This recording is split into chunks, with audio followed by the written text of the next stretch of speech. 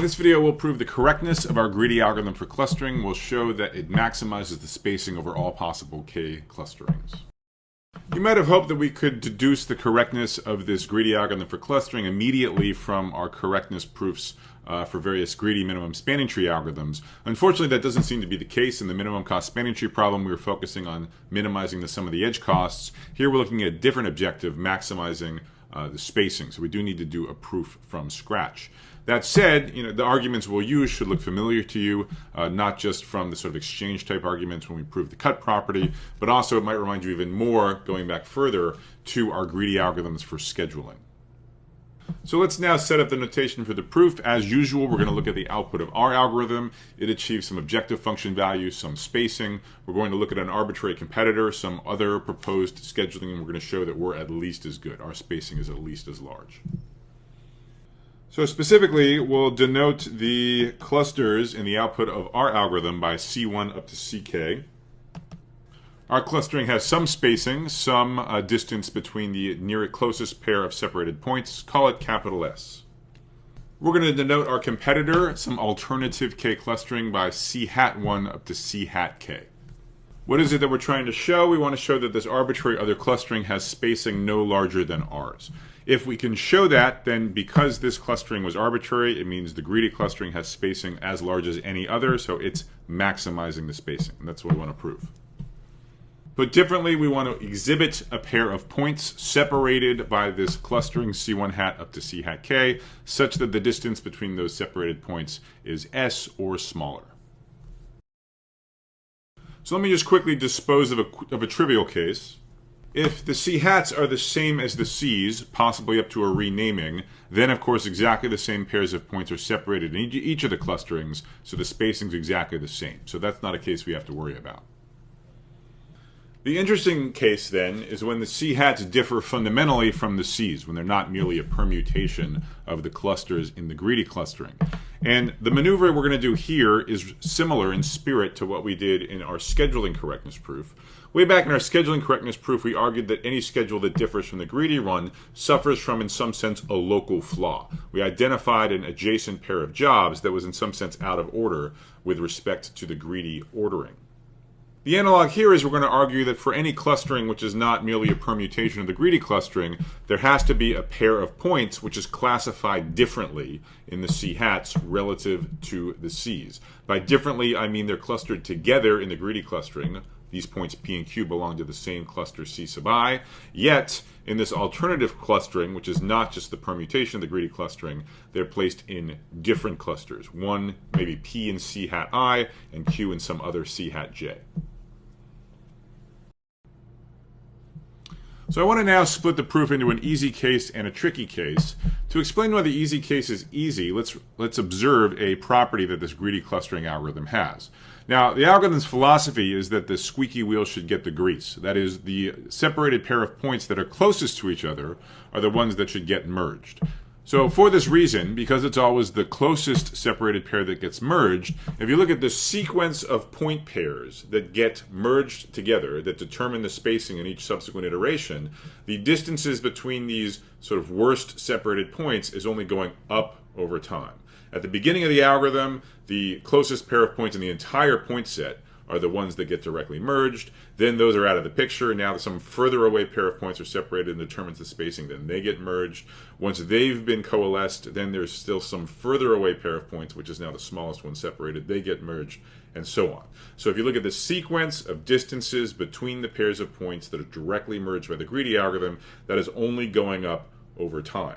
And this sequence culminates with the final spacing, capital S, of the greedy algorithm. In some sense, the spacing of the output of the greedy algorithm is the distance between the point pair that would get merged if we ran the greedy algorithm one more iteration. But unfortunately, we're not allowed to do that. Okay, so the point is, for every pair of points directly merged by the greedy algorithm, they're always a distance at most capital S away from each other. So the easy case then is when this pair of points PQ, which on the one hand lie in a common greedy cluster, but on the other hand in different clusters of the C hats, if they were at some point not merely in the same cluster, but actually directly merged by the greedy algorithm, if at some iteration they determine the spacing and were picked by the greedy algorithm to have their clusters merged, Then we just argued that the distance between P and Q is no more than the spacing capital S of the greedy clustering, and since P and Q lie in different clusters of the C hats, it's separated by the C hats, and therefore they upper bound the spacing of the C hats. Maybe there's some even closer separated pair by the C hats, but at the very least P and Q are separated, so they upper bound the spacing of the C hat clustering. So remember, that's what we wanted to prove. We wanted to show that this alternative spacing couldn't have better spacing than our greedy spacing. It had to be at most as big, it had to be at most capital S. So in this easy case, when P and Q are directly merged by the greedy algorithm, we're done. So the tricky case is when P and Q are only indirectly merged. And you may be wondering at the moment, what does that mean? How do two people wind up in the same cluster if they weren't at some point directly merged? So let's draw a picture and see how that can happen. So the issue is that 2 points P and Q might wind up in a common greedy cluster, not because the greedy algorithm ever explicitly considered that point pair, but rather because of a path or a cascade of direct mergers of other point pairs. Imagine, for example, that at some iteration of the greedy algorithm, the point P was considered explicitly along with the point A1, where here A1 is meant to be different than Q. So that's a direct merger, and P and A1 wind up in the same cluster. Their clusters are merged. Maybe the same thing happens with a point Q and some point A sub L, which is different than P.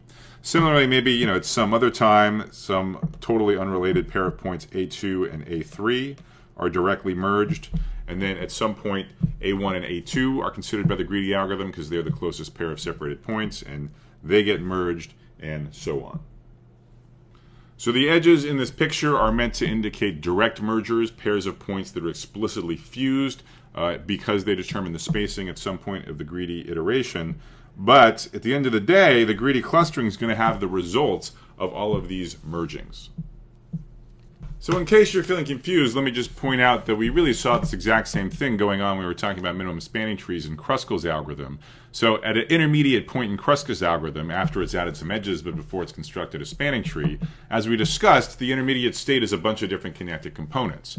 And there are vertices that have an edge chosen between them. They, of course, are going to be in the same connected component, but then a connected component could have long paths in it. So you could have vertices that are in the same connected component in an intermediate state of Kruskal's algorithm, despite the fact that we haven't chosen an edge directly between them. There's rather a path of chosen edges between them. It's exactly the same thing going on here. Now, what we have going for us is that if a pair of points, as discussed, was directly merged, we know they're close. The distance between them is at most the spacing capital S. We really don't know anything, frankly, about the distance between pairs of vertices that were not directly merged. They just sort of accidentally wound up in a common cluster. But this turns out to be good enough. This is actually sufficient to argue that this competitor clustering with the C hats has spacing no more than S, no better than ours. Let's see why.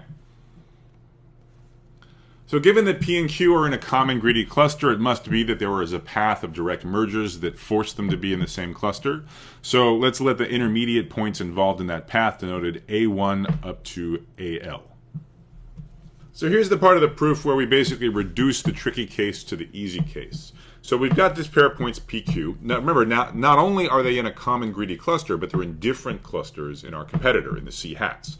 So the point P is in some cluster, call it C hat I, and Q is in something else. In particular, it's not in C hat I. Now imagine you go on a hike. You start at the point P, and you hike along this path. You traverse these direct mergers toward Q. Now, you're starting inside C hat I, and you end up outside. So on some point on your hike, you will traverse the boundary. You will, for the first time, escape from C hat I and wind up in some other cluster. So that has to happen, and let's call AI and AI plus 1 the consecutive pair of points at which you go from inside this cluster to outside this cluster. And now we're back in the easy case. Now we're dealing with a separated pair that were directly merged by the greedy algorithm. Remember that we set up this path to be a path of direct mergers. So in particular, AJ and AJ plus 1 were direct mergers. Therefore, their distance is at most S. And again, by virtue of being direct merges, the distance is at most the spacing of the greedy clustering, and yet as a separated point by the C hats, it's also an upper bound on the spacing of the C hats. This means the spacing S of our greedy clustering is as good as the competitor. Since the competitor was arbitrary, we're optimal. That completes the proof.